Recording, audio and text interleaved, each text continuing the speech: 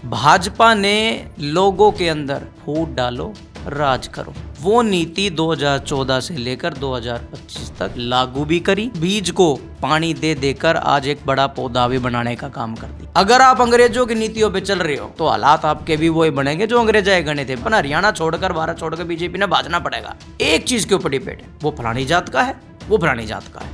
अरे जब इंसान ही नहीं रहेगा तो जाति ना चाटोगे। भाजपा के एजेंट हर हल्के में ये बताते हैं, भाई इस हल्के में इतने जात के इतने आदमी हैं, इस हिसाब से फलाने जात के आदमी को बुला के यहाँ कैंपेनिंग करवाओ। चौधरी देवीलाल जी के समय पे और चौधरी ओम प्रकाश चौटाला जी के समय पे हरियाणा में जातें नहीं होती थी, एक जाति होती थी हरियाणवी। को गोली मार दी आतंकवादियों ने, वो अपने पति का सर अपने पैरों में रख के रो रही है और उसको जांगड़ा साहब ये कह रहे हैं कि तेरे अंदर लड़ने की भावना होती तो तेरा पति बच जाता। इतनी बड़ी वारदात किसान आंदोलन के टाइम पे हुई होती तो भाजपा का ही तो मीडिया है, भाजपा का ही प्रशासन है, या तो क्यों नहीं कोई पकड़ा गया। और एक वो बुढ़ापे में होया अगर ना कि भाई मेरे तो थोड़ी बहुत मेरी बूझ चीज हो जा, उसको दिखाने के लिए जांगड़ा साहब अनाप शनाप बयान बक रहे हैं, अदरवाइज इसका कोई सरोकार नहीं। आप इनकी नीति नहीं समझ रहे, ये अंग्रेजों के डाल है, फूट डालो और राज करो। उसी नीति पर राजकुमार सैनी चल रहा था, उसी के बाद हरियाणा में बीजेपी फूट डालकर राज कर गई। उसी नीति पे अब रामचंद्र जागड़ा जी आ गए। एक तरफ तो उत्तर प्रदेश के मुख्यमंत्री ये कहते हैं बटोगे तो कटोगे, और दूसरी तरफ भाजपा के ये आदमी हरियाणा में बांटने का काम कर रहे हैं। तो एक स्टेट में तो बट रहे हो, कट रहे हो, और एक स्टेट में कट रहे हो तो भाजपा के राज में बट रहे हो। वो मजबूरन क्राइम के रास्ते पे जाने पे मजबूर है क्योंकि उसके पास कोई रोजगार का साधन नहीं है। नमस्कार दोस्तों, डिजिटल हरियाणा पर आपका स्वागत है। मेरा नाम मोहित गोयत है। इस वक्त भूपेंद्र राठी मेरे साथ है। नफे सिंह राठी की राजनीतिक विरासत को ये आगे बढ़ा रहे हैं। हरियाणा के एक राज्यसभा के सांसद हैं जो अपने बयानों को लेकर विवादों में रहते हैं। उनके बयान जो हैं वो चर्चाओं में रहते हैं और बड़े विवादित बयान जो हैं वो होते हैं। सामाजिक समरसता को तोड़ने के बयान जो है उनको आप कह सकते हैं चर्चाएं इस दौर की होती हैं।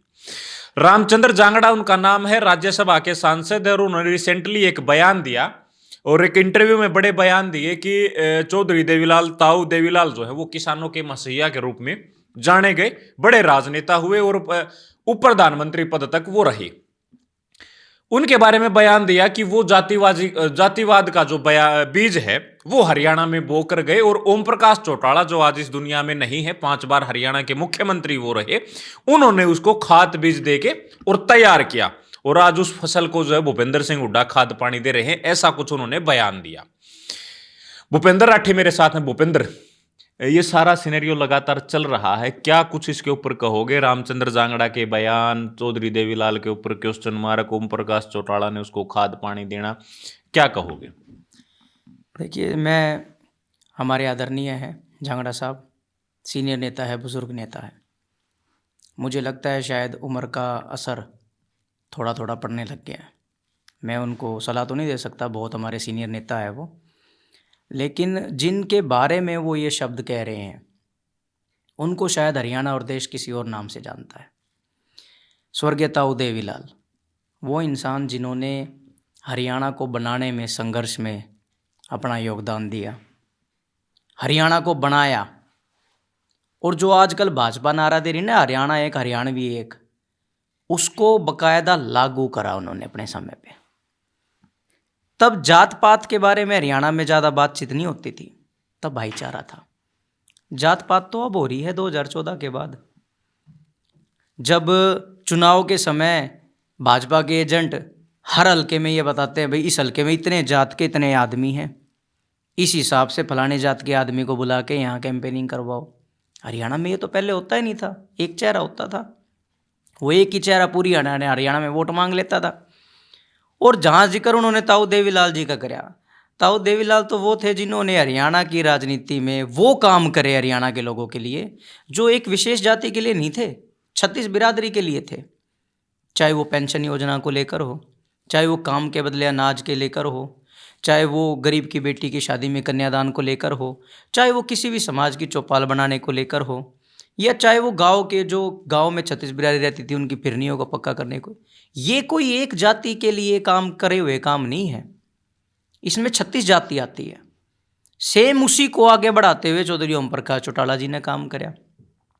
हर जात के इंसान को, पहली बात मैं दोबारा ये कह रहा हूँ, चौधरी देवीलाल जी के समय पे और चौधरी ओम प्रकाश चौटाला जी के समय पे हरियाणा में जातें नहीं होती थी। एक जाति होती थी हरियाणवी, कि भाई वो हरियाणा का बालक है, हरियाणा का बाशिंदा है। जाति तो 2014 के बाद आई है, और उसके बाद से आप हरियाणा का ग्राफ उठा के देख लो, सिर्फ हरियाणा का नुकसान होया है। चाहे वो 16 में ले लो, चाहे वो 20 में ले लो, या चाहे वो अन्य किसी और वारदात के ऊपर ले लो। भाजपा ने लोगों के अंदर जो अंग्रेजों की नीति थी, फूट डालो राज करो, वो नीति 2014 से लेकर 2025 तक लागू भी करी, और उसको बकायदा उस बीज को पानी दे देकर आज एक बड़ा पौधा भी बनाने का काम कर दिया। इसीलिए आज के टाइम पे अगर कोई युवा अपना कोई साथी बनाता है तो हैरानी की बात है, वो उसकी जात पूछता है। हम उस समय के हैं जब हमने अगर कोई साथी बना लिया तो उसकी 8-10 साल बाद पाचन उबेरा पाटा करता कि यो कुर्सी जात का है। कदे बूझण की जरूरत ना समझी, भाईचारा था, प्यार प्रेम था।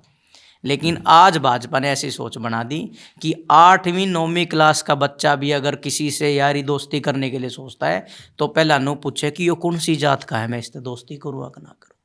ये जहर तो बीजेपी ने बोया है।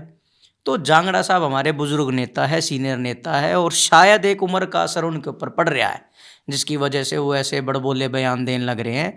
लेकिन जांगड़ा साहब, फूट डालो राज करो की नीति अंग्रेजों की थी।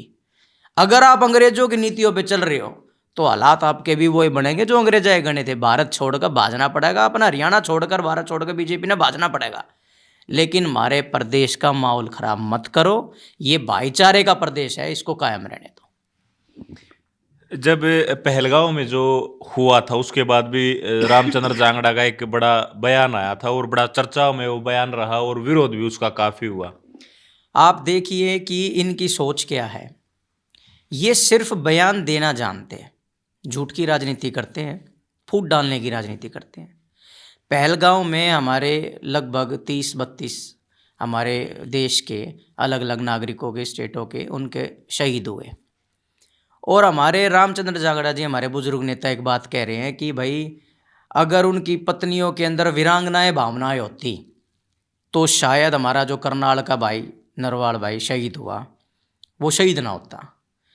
तो मेरे ख्याल से जांगड़ा साहब ये कह रहे हैं कि भाई अगर आप किसी ऐसे स्थल पे घूमने जाओ जहाँ मिलिटेंट का अटैक हो सकता है कुछ और, तो एक गोद में, एक हाथ में तो बच्चा हो छोटा और एक हाथ में AK-47 होनी चाहिए। सरकार की कोई जिम्मेदारी नहीं होनी चाहिए उसके लिए। आप स्वयं अपने जिम्मेदार हो कि भाई इस जगह आप घूमने जान लग रहे हो। फिर कहाँ एक देश और समृद्ध देश हो गया ये? फिर कहाँ 370 हटने के बाद जम्मू कश्मीर घूमने का हो गया? फिर कहाँ हमारी जो हमारे बच्चे हैं, जो चाहे वो सेना में हैं या चाहे वो अन्य नागरिक हैं, वो सेफ है? किसी का पति को गोली मार दी आतंकवादियों ने, वो अपने पति का सर अपने पैरों में रख के रो रही है, और उसको जांगड़ा साहब ये कह रहे हैं कि तेरे अंदर लड़ने की भावना होती तो तेरा पति बच जाता। तो फिर तो जांगड़ा साहब आपने चले जाना चाहिए था वहाँ, आप मैदान संभालते। लेकिन मैं फिर आपको बता रहा हूँ, ये बुजुर्ग हो गए हैं। मुझे लगता है कि शायद रिटायरमेंट की एज में ज़बरदस्ती मीडिया में लाइमलाइट रहने के लिए ऐसे बयान दिए जाते हैं। एक बयान उन्होंने और दिया था, मैं आपको जिक्र करूं, किसान आंदोलन के समय पे उन्होंने ये कहा कि बहादुरगढ़ टीकरी बॉर्डर के ऊपर किसान आंदोलन के समय 700 लड़कियां गायब हुई और अधिकांश लड़कियों के साथ बलात्कार हुए। उस पूरे किसान आंदोलन में चौधरी नफे सिंह राठी जी के आशीर्वाद से हमने मोर्चा संभाला था। मेरा छोटा भाई था, मेरे चाचा का लड़का था। अगर इतनी बड़ी वारदात किसान आंदोलन के टाइम पे हुई होती तो भाजपा का ही तो मीडिया है, भाजपा का ही प्रशासन है। अब तक क्यों नहीं कोई अखबारों में खबर आई, या अब तक क्यों नहीं कोई पकड़ा गया? केवल झूठ बोला। किस लिए? भादरगढ़ को बदनाम करने के लिए। भादरगढ़ को बदनाम कर दो, किसानों के ऊपर लांछन लगा दो, ताकि जो ये अपना हक मांग रहे हैं उस हक के लिए सरकार ये कह दे कि ना भाई ये तो गलत हक मांग रहे हैं, ये तो रेपिस्ट है, ये तो टेररिस्ट है।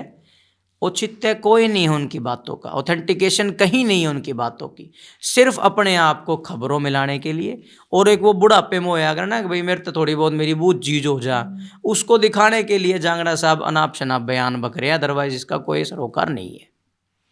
आजकल जो बयान आते हैं उन बयानों के बाद जो सामाजिक समरसता ताना बाना जो टूटता जा रहा है, 2016 को इसका कारण मानते हैं। उसके बाद क्योंकि जाटों ने अपना हक मांगा रिजर्वेशन, और राजकुमार सैनी के जो बयान थे, तो उसके बाद ताना बाना बिगड़ा है, क्या लगता है? ताना बाना बिगाड़ा किसने? 2014 से पहले तो हरियाणा में ये बातचीत कभी थी ही नहीं कि तू कौन सी जात का है। 2014 से पहले का हरियाणा का था, एक पेड़ के नीचे बैठ के सारे भाई आपस में खेलिया करते, वे जाति नहीं थी।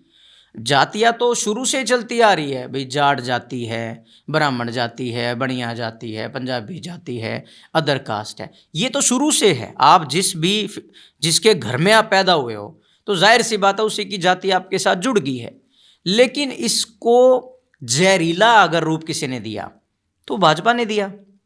2016 में एक विशेष जाति का आरक्षण का मुद्दा बना के, उसके बाद बाकिया जाति, अब जैसे एससी समाज को भी तो 2 हिस्सों में बांट दिया, एससी डीएससी अलग कर दिया।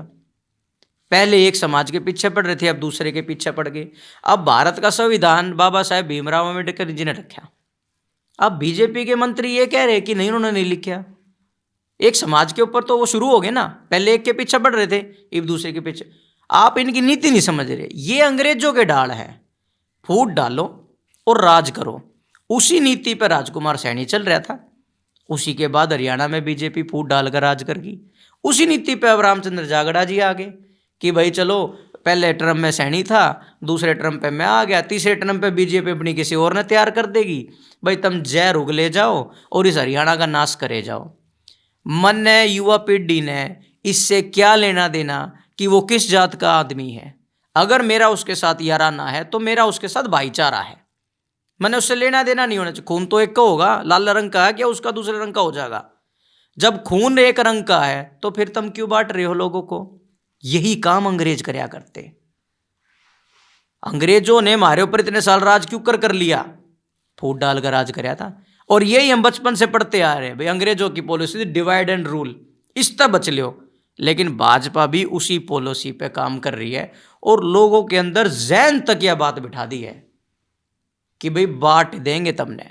एक तरफ तो उत्तर प्रदेश के मुख्यमंत्री ये कहते हैं बटोगे तो कटोगे, और दूसरी तरफ भाजपा के ये आदमी हरियाणा में बांटने का काम कर रहे हैं।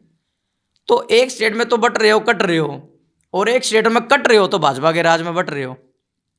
तो इनकी सोच दोहरी मानसिकता है। इनका मकसद एक है कि हरियाणा के भाईचारे को ख़त्म करना, हरियाणा के लोगों को बर्बाद करना, हरियाणा के युवाओं को दर दर धक्के खाने के लिए, भटकने के लिए छोड़ देना।